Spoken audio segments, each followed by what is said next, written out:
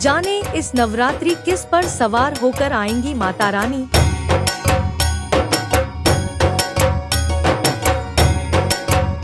देखें नवरात्रि घटस्थापना का शुभ मुहूर्त।